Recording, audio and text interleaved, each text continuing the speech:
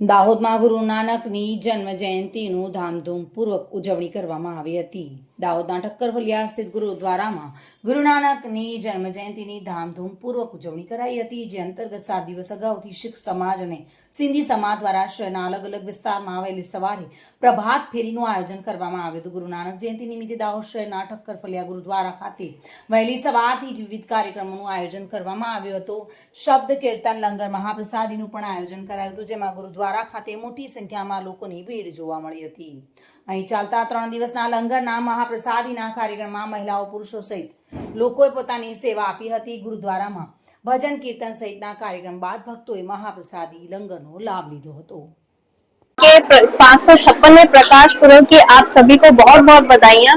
जैसा कि हम जानते हैं, गुरु नानक देव जी का जन्म कार्तिक मास की पूनम को हुआ था, तो कार्तिक मास की पूनम को गुरु नानक जयंती मनाई जाती है।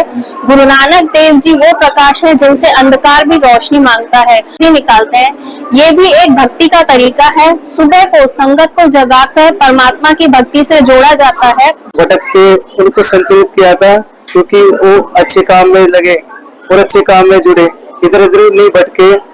इस ऊपर गुरु नानक देव जी का अवतार इस धरती को आया कि जो छूत छात का है इसको दूर करे, गरीब या अमीर हो कोई भी हो उसको दूर कर सके और एक का वर्चित होके उस परमात्मा के साथ जुड़ सके। लंगर चले है जी, आज ही लंगर पर डाले है जी, और मिट्टी धुंध जब चालन हुआ सतगुरु नानक प्रगटया।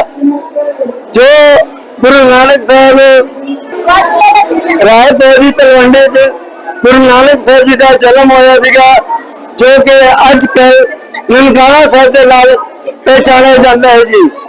अते जो भी गुरु घर सिख संगत है पूरे वर्ल्ड दे विच अज धूमधाम नाल गुरु नानक साहब का प्रकाश पुरब मना।